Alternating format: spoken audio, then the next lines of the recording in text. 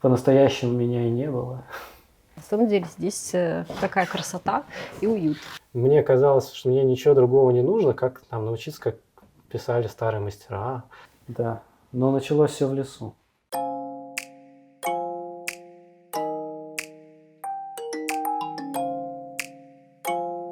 Друзья, всем привет! Я Александра Незвецкая, и это моя новая серия «Арт-гости». Я так поняла, что предыдущее видео вам понравилось, так что мы продолжаем, и сегодня идем в гости к новому художнику. И сейчас вы с ним познакомитесь. Прошу вас. Тебя не пускают дальше? Заперли и заставляют работать? Саша. Федя, привет. Как же давно мы не виделись. Так, друзья, это Федор Олевский. Но сейчас мы подробнее с ним познакомимся. Давай, веди нас. Ну что, проходи. Я уже говорила за кадром, еще раз повторюсь, что у мужчин-художников такие уютные мастерские даже не ожидаешь. То есть, когда приходишь в мастерскую художника, тем более художника-мужчины, думаешь, что здесь творческий беспорядок. А на самом деле здесь такая красота и уют. Ну, напротив картин, давай встанем, но чтобы люди знали, кто ты. Друзья, Федор Олевский, художник-живописец. Мне очень приятно быть сейчас у него в гостях, потому что с Федей мы знакомы давно, еще со времен учебы в институте имени Репина. Мы учились в одной мастерской у профессора Василия Васильевича Соколова, и, можно сказать, я прям-таки даже присутствовала при становлении Федора как художника, поэтому мне тем более приятно сейчас быть здесь и посмотреть, какой путь он прошел. Так что сейчас Федя нам расскажет и покажет. Саша, спасибо. Для меня было просто счастьем учиться с тобой в одной мастерской. Благодарю тебя.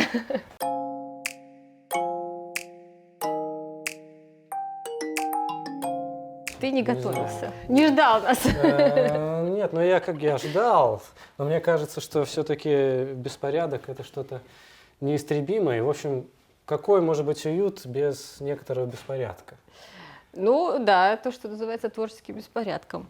Так, ну что, давай посмотрим, рассказывай нам, что у тебя. Над чем ты сейчас работаешь? Так, ну вот, наверное, можно показать какие-то самые последние вещи, которые я делал. Это вот то, чем я занимался летом. Это вот прям лето Прямо 2022. Да. Вот, друзья, это очень интересно, потому что мы видим практически первые зрители. Да? Абсолютно. Ты еще нигде-то не выставлял? Нет. И скажи, пожалуйста, ты с натуры писал или как ты? На самом деле частично. То есть у меня есть какие-то там запрятанные небольшие холсты, которые непосредственно написал с натуры, а потом у себя там, у меня такой есть шатер, вот я там расставлял эти этюды, брал большой холст и писал уже вот по натурным впечатлениям, но непосредственно не с натуры. Здорово. Ну, то есть, на самом деле, вот эти холсты тоже были написаны на природе. То есть природе, они буквально пропитались они этим прям, всем да, вот вокруг воздухом шумели и сосны, свежестью. колыхались травы, пели птички. Как-то Здорово. так. Да. Это, У меня кстати, это чувствуется. много, это я как-то у меня получается сезонно, но я занимаюсь вот этим уже последние несколько лет. У меня это называется цикл «Жизнь сосен и трав». Вот, и это то, что я пишу обычно летом-осенью, когда пребываю на даче.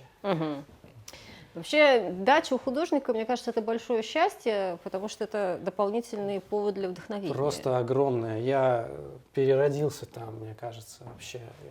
Я вышел из жизненного тупика, когда оказался У на тебя даче. был жизненный тупик. Мы можем поговорить об этом. Жизненный, творческий тупик, не знаю, как это сказать. И дача в свое время, она меня спасла. Так что художники, езжайте на дачу. Художники, если у вас еще нету дачи, срочно покупайте или едьте к знакомым. Если, конечно, она у вас есть. Нет, на самом деле, сколько... Тут достаточно просто какой-то кусочек земли, на котором можно поставить шатер. Вот, можно снять дачу. Бывают разные в общем, вариантов много, так что главное задаться идеей. Это у тебя называется, значит, серия, ты ее назвал «Жизнь сосен и трав»? Да, «Жизнь сосен и трав». Да, потому что есть еще название. сосны. Тут это может быть не так очевидно. Последнее время больше травы. Вот. А в течение остального года я больше пишу какие-то фигуративные вещи. И вот тоже из последнего вот эти 4 холста, которые... Вот эти, да, 4? Вот эти 4 Мгм. синие, такие темные. Ну, Чувствуется вот, большая разница, да, между тем, что я пишу на природе, и тем, что я пишу в городе. и мне кажется, это что-то по мотивам каких-то мифов. Это по Правильно, мотивам, да? по мотивам мифов, да. И что интересно, ну, тут кто-то уже видел, кто меня спрашивал там, а что это значит, и как называется. И в тот момент я не мог ответить ни на один из этих вопросов. Но сегодня ты А подготовился. сегодня нет, я не то, что подготовился. Мне во сне пришло, как это называется. Я вдруг понял, что это называется «О странностях любви». О странностях любви. Да. Мгм. Что это значит, я чувствую, что это значит, но не готов еще высказать, потому что еще не придумал. Вообще, ну я не знаю, как у тебя, как у других художников. Вот мне кажется, что все-таки художник в большей степени он пифия, нежели оракул. То есть я чувствую, что вот мне нужно вот это выразить. Ну, да, то есть вот ты что-то поддаешься при создании работы, ты поддаешься какому-то такому, ну, я бы так сказала, что что-то тебя тянет, да, Нет, и до ты создания, чувствуешь. еще до создания, еще ты ничего не хочешь создавать даже. Но вдруг ты чувствуешь, что надо вот что-то такое сделать. Просто Ну, у вот тебя оно возникает какое-то- потребность, потребность что-то, возникает, какой-то образ, такой визуальный образ, образ, визуальный да. образ, и дальше ты уже Ты начинаешь чувствуешь ее двигаться какую-то в эту наполненность, сторону. значимость, какую-то энергетичность. Вот. А толком его как-то рационализировать ты не можешь. Ну вот я не могу вначале. Мгм. Потом, конечно, ну мне обычно лень. Дальше я там, когда прижимает, сажусь, думаю, анализирую, что это я такое написал. Но потом ты можешь как-то это немножко дописать, или, может быть, переписать, или все-таки вот ты оставляешь как-то Нет. первоначальную идею? Нет, я считаю, что тут во главе угла всегда должен быть визуальный образ. А литературщина какая-то, которая потом может это все облечь, она несет чисто вспомогательную функцию, как некая обложка. Ну, Обертка. согласна с тобой. Не будем же мы книгу переписывать из-за суперобложки, ее дизайна. Логично. Да? Так, хорошо, значит, серия, название мы услышали, серия, а каждая отдельная работа имеет Каждая название? отдельная работа, ну, в принципе, да, это охота на единорога, например. Вообще, ты знаешь, Саш, я еще должен подумать. Ну Не хорошо, будем поскольку я торопиться. думаю, что ты, наверное, не собираешься их выставлять уже, например, завтра, да? Но я не собираюсь поэтому у завтра, тебя я еще буду есть- выставлять это через 2 недели, наверное. А, или через 2 3. недели. Это что-то будет какая-то персональная Будет моя выставка? персональная выставка. да. Здорово. Так что, друзья, вот мы не зря зашли, тем более, что есть время. Сегодня у нас, ну не будем говорить, какое число, в общем, где-то середина октября. Я не знаю просто, когда видео выйдет, но в любом случае у вас будет время, чтобы посетить выставку. А где это будет? В Москве. В Москве. Кто в Да. Москве? Кто Прошу. в Москве. И где? Галерея «Система» называется. Хорошее, интересное название. Где она находится? Она находится... Ну вот точный адрес мы как-то должны будем потом, наверное, подгрузить. Да, будет здесь адрес. Так она, в принципе, находится... ну вот на карте я помню, там Бульварное кольцо, Ну, где-то в центре районе бульвар- Чистых прудов. Хорошо, Вот там вот. этого достаточно. Хорошее место, хорошая локация. Так что, друзья, у кого будет возможность, приходите, там будут Там будет 3 вот этажа. эти 3 этажа и Да. все твои. Да. Это круто, Федя, я тебя поздравляю.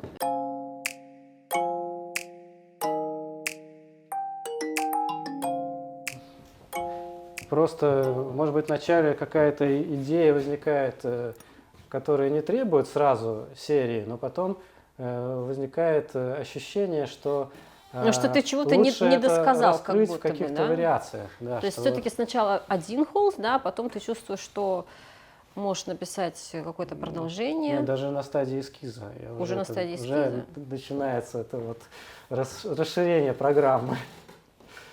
То есть я так думаю, ну напишу-ка я вот такую штуку, а потом что-то начинается, можно так еще, можно это. Там какие-то идеи приходят аналогичные. И здесь тоже 4 холста, да? И здесь тоже, да. Но это не обязательно, что всегда это такое 4. Просто просто так получается пока что. И как называется серия? Она называется «Homo». Homo, да, Да. ты говорил Ну, Homo. человек. Ну, Homo, да, люди, иначе Люди. говоря. Мгм.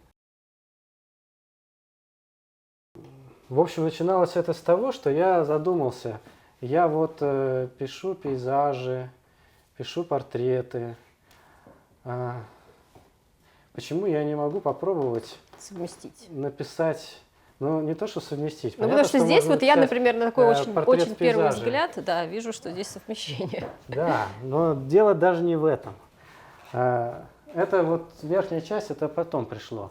А я думал, что вот когда пишешь людей, то как-то вроде испытываешь, ну, ментально какую-то необходимость это увязать в какой-то сюжет, какую-то литературу, логично, что-то такое, да. что это должно быть там вот Мгм. что-то, да, объясняемое чем-то, каким-то сюжетом, там, исторически. Ну, то есть пейзаж, что-то. он как А дополняющий элемент. Нет, я другое имею в виду, нет. Что когда мы пишем пейзаж, вот я могу писать просто травы или там просто сосны, и там нету никакой за этим литературы, взаимодействия там вот этой сосны с этой березой, а есть только какое-то общая атмосфера, да, какое-то настроение мотива, состояние. И это, в принципе, ну, исчерпывает задачу. Ничего больше не нужно. Я подумал, а нельзя ли также написать вот лица человеческие, то есть скомпоновать их как некий пейзаж, чтобы там не было какого-то сюжета литературного, а чтобы это было составленное через вот это взаимодействие лиц, какое-то, может быть, выражено состояние, настроение. И потом я понял, что это само по себе не такая простая задача, и нужно дополнить это пейзажем, который будет как бы оттенять и, ну, может быть, усиливать ощущение какого-то определенного настроения. То есть там тревога, там, Ну, то есть воодушевление, создание радость. настроения, да, и люди, их лица, они как бы способствуют тому, чтобы создать это настроение, то есть не портрет, да, конкретного человека, Да, вообще не портрет. а именно за счет лиц создания То есть настроения. пейзаж, Интересная скорее. идея. Пейзаж, Человеческий. человеческий пейзаж. Человеческий Интересная, пейзаж, интересная да. мысль у тебя. Вот. Ну и я пробовал там по-разному, что это головы прямо на фоне пейзажа. Меня спрашивают там, а почему вот так вот интересно, что они под землей, что ли? Ну да, есть такое ощущение, как они- будто бы они под землей, Они и под вот где-то землей. из них вырастают какие-то растения. Ну они не, по идее, Но не на самом деле у вырастают. тебя не так, да? Дело не в Замысел этом, не а в этом. просто какое-то все-таки есть чувство отделенности человека от природы, да? И поэтому, когда я таким образом компоновал это отдельно, у меня, наконец, ну, пазл складывался, что ли. То есть это, с одной стороны, некое взаимодействие, взаимопроникновение, и все же такая вот отделенность какая-то, Но при этом они, может быть, да, то есть они трагическая вроде бы отделенность. объединены, но при этом сохраняют свою обособленность. Да.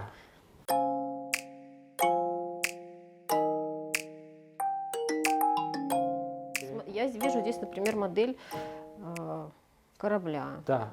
Что он значит для тебя, как он здесь оказался и вообще что это за корабль? Ну, вообще, это моя была детская какая-то одержимость кораблями парусными. И была мечта, ну, может быть, первая мечта там стоять на капитанском мостике фрегата как-нибудь. Вот, но это далеко как-то. Другая мечта была сделать модель корабля. И вот, по-моему, прошлым летом я подумал, что а почему я не могу себе попробовать позволить это? себе, Да, в наконец, конце уже концов. сделать это. Да, но оказался довольно долгий процесс уже. Ну, то есть ты, извини, ты этот корабль сделал сам своими руками. Да, но не сделал Полностью. еще, он еще Он в еще не процессе. доделан. Да. Вот. Получилось так, что после какой-то большой работы, когда я немножко устал от живописи, вот, я прошлым летом посвятил примерно месяц этому кораблю. Да и этим летом еще недели 2-3. Не, ну здорово. И ты все это, все детальки сам выпиливал. Да, это было очень интересно. Потому Так что я что, все друзья, это делал не по художники правилам. обнаруживают в себе очень необычные качества. Вот, например, Федор в свободное от творчества время воплощает свои детские мечты таким образом, что мастерит корабль. Здорово. А можно подняться на второй этаж? Можно. Я очень люблю подниматься на второй этаж, если он есть в мастерской. Но там у тебя библиотека Библиотека и спальня и при спальня. необходимости. А ты, И кабинет. ты здесь ночуешь или так время от времени? Очень время от времени. Очень время от времени. Когда заработаешься или когда у тебя, Да. например, на утро там планируется какая-то Когда работа? заработаюсь, а еще бывает редко, но все-таки бывает, когда мне нужно что-нибудь такое большое написать, и я тогда говорю дома, что вот мне нужно 5 дней нон-стоп. И семья тебя не видит все 5 дней. Ну да. Так вот работают художники. Но я могу себе позволить это крайне редко. Некоторые из них довольно давние, еще времен учебы в академии. Ну, на самом деле, мне это И очень интересно, потому что я-то, собственно написано, говоря, да. знаю Федора как, знала раньше Федора как художника такого портретиста, который писал и пишет, я не знаю, сейчас ты продолжаешь это делать, достаточно тщательные портреты, которые вот вы можете видеть, фотографии, которые мы поместим. Вот. Но теперь твое творчество немножко трансформировалось. А вот можешь немножко рассказать о том, как это произошло, почему, что послужило, скажем так, толчком к тому, что твое творчество видоизменилось? Или это просто процесс, он был постепенный, как-то произошел сам собой? Как у тебя это было?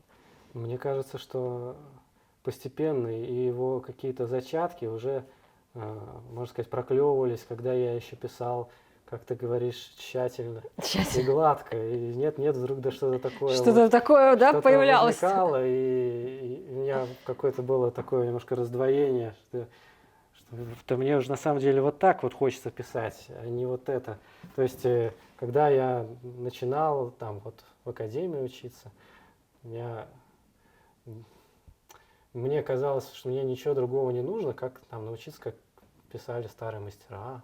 Я там какие-то рецепты пытался достать, каких-нибудь старинных лаков или еще чего-нибудь там для лессировок. Сам варил эти лаки. Ну, возможно, это просто неотъемлемый элемент учебного процесса, потому что, ну, да, человек же учится, а потом он уже на вот этой базе может строить уже свое творчество. Ну, все по-разному учатся, и я не знаю. В общем, таких, честно говоря, ну вот таких чокнутых именно на там типа старых мастерах было не так много. Есть еще, в академии. были, я знаю. Были, Да. да, я знаю, даже поименно. Ну, мы сейчас не будем об этом, но они есть, да. Но да, и, кстати, некоторые из них тоже очень сильно потом видоизменились. Кстати, да. Видимо, чем сильнее Может они быть, даже углублялись больше, чем я. в какой-то момент в эту сторону, тем сильнее их потом качнуло в Ну, другую. наверное, да. Видимо, кто не сильно углублялся туда, наверное, так более спокойнее стал развиваться дальше. Не знаю. Но я помню, что, наверное, какой-то поворотной точкой был, тоже было одно лето, которое я провел на природе и писал. И вот именно от пленэрной живописи у меня как-то вот стало это идти. Мгм. Моя техника стала меняться. То, как я использую краску, использую цвет, постепенно дальше больше и больше. Вот, и как-то пришло вот к такому. Мгм. Ну, я знаю, я помню, что ты просто когда-то об этом сам говорил, и, может быть, это тоже повлияло. У тебя достаточно большой опыт монументальной росписи храмов, правильно? Да. И в какой-то момент ты, я помню, рассказывала о том, что там же как бы нужно следовать канонам, да, традициям, там нельзя себе позволить какое-то такое творческое самовыражение. И вот когда ты пришел снова к холстам, ты Да. почувствовал свободу. Точно. Вот я Точно, сейчас да? вспомнил, да. Да. Ты помнишь лучше меня. Я готовилась. Действительно так. Это же было какое-то, это было целое лето, точно.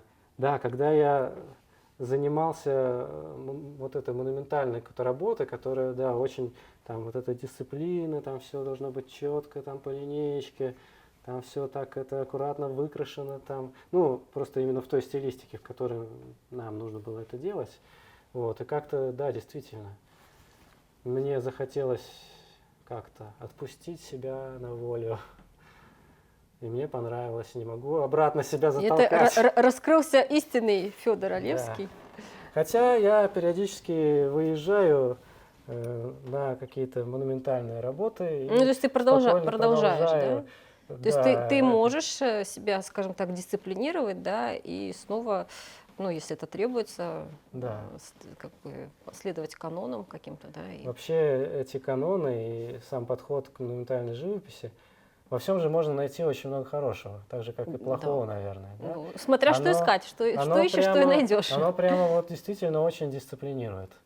И делает как-то психологически более стойким в плане ну, некой необходимой поступательности, да, вот там вот научиться делать эскизы, да, научиться не бросать работу на полпути, да.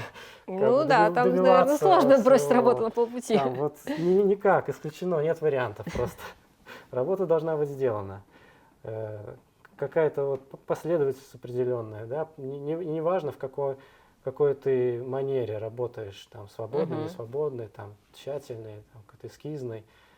Вот, там, если посмотреть, я как-то был на выставке, не помню где, рисунки Матисса. Я тоже поразился, как он тщательно подходил к там, вот этому своему уже окончательному изображению, сколько у него было рисунков невероятно изящных, как он повторял, там, пока не находил нужный ему силуэт, нужную линию, нужное пятно.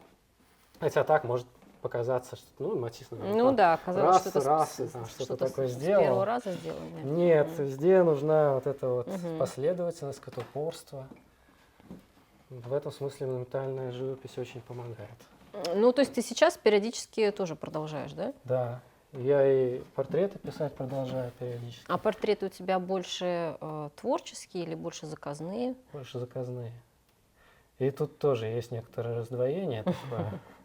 Потому что, ну, я пишу портреты в Англии в основном. Ну, то есть продолжается, да, у тебя вот эта история? Ну, вот последний раз я в апреле там был. В апреле 22-го Да, года. да. В общем, там мне нужно себя немножко попридержать, бывает, потому что но они, наверное, привыкли к тебе уже вот ко мне, к такому Олевскому Федору. Образца там 2007 года, и друг и приглашают другу, именно его. Меня рекомендуют как вот такого вот.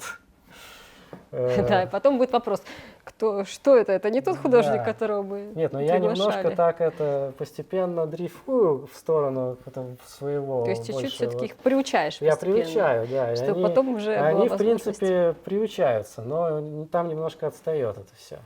Выезжаем периодически уже 2 года, 3-й год, в Ростовской области. Там есть такая казачья станица Кочетовская, и там большой храм, который не был расписан, начала 19 века. И вот внутри там требовалась роспись в стилистике 12 века.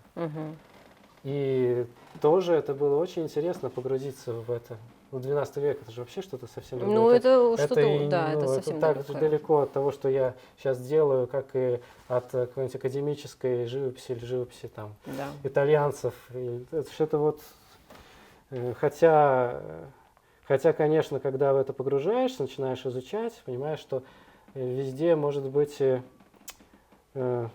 все это от одного корня. Вот этот античный какой-то корень, да, он прослеживается, только он по-разному, да, вот.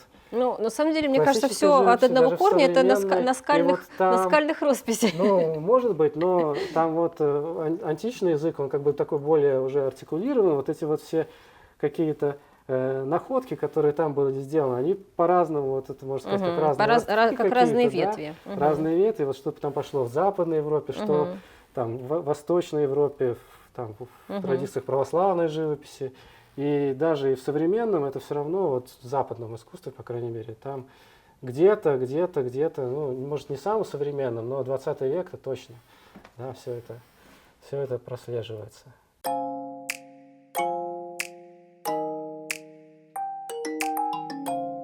Вот этюды с натуры, Да. а потом уже по ним Федор пишет вот эти вот большие холсты, но, как он рассказывал, тоже на природе. Ну а вот это вот непосредственно уже на пленэре, прямо на воздухе. Так, Это, по-моему, вот так. Ну, так было тоже красиво.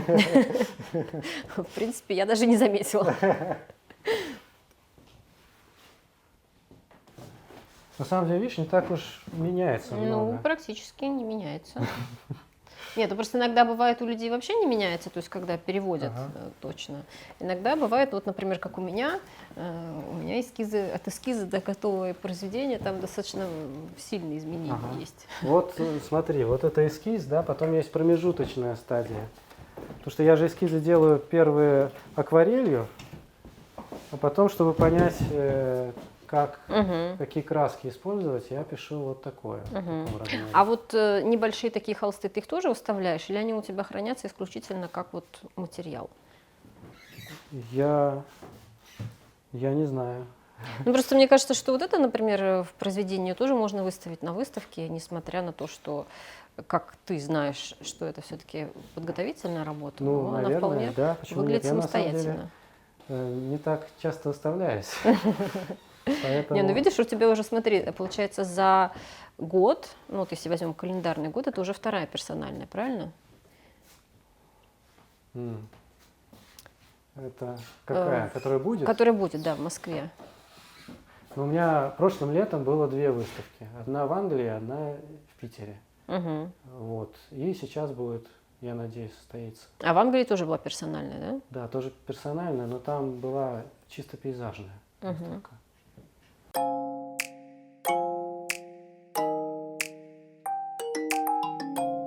Работы мои новые, как бы, ну...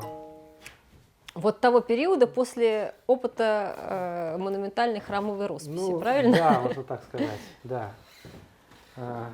Причем, видишь, они синие. Они синие, и была еще 3-я работа, которая сейчас как раз в этом новом музее осталась.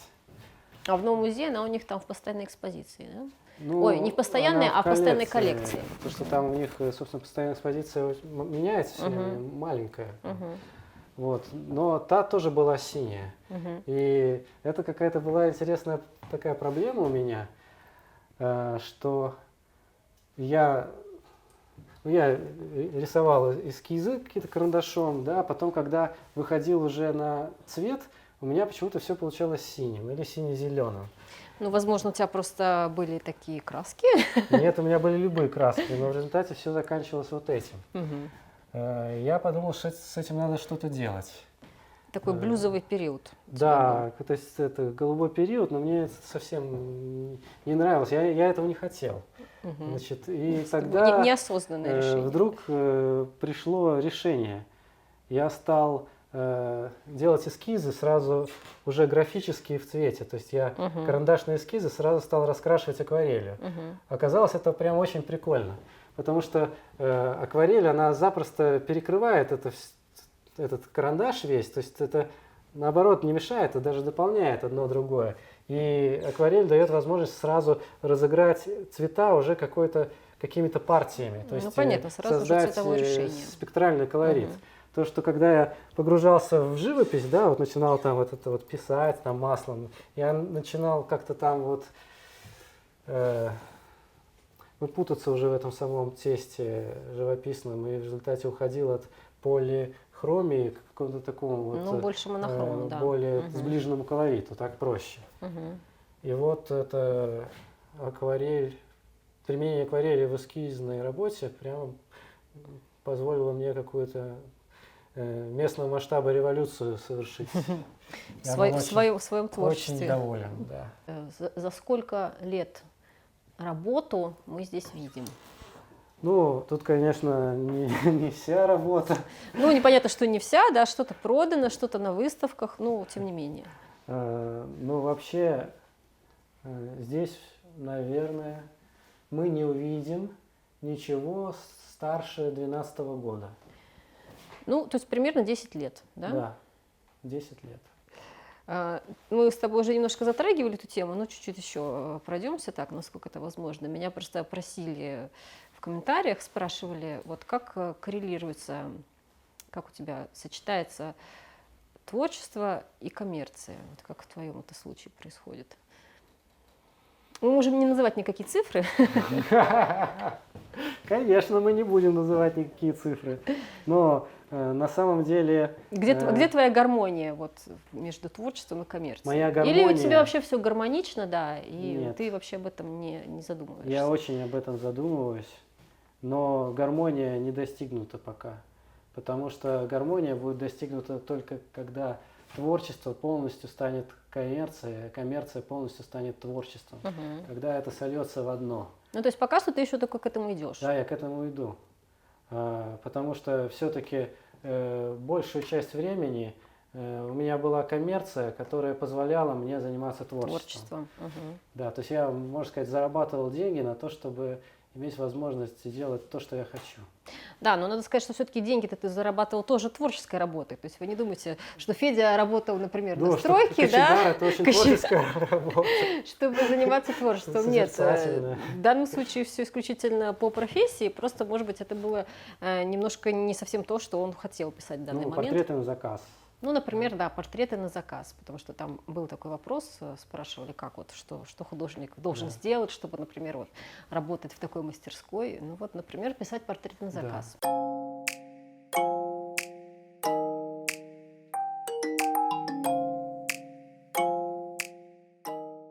Ну что, Федя, спасибо тебе большое, что ты уделил нам время, принял себя в мастерской. Как у тебя впечатление?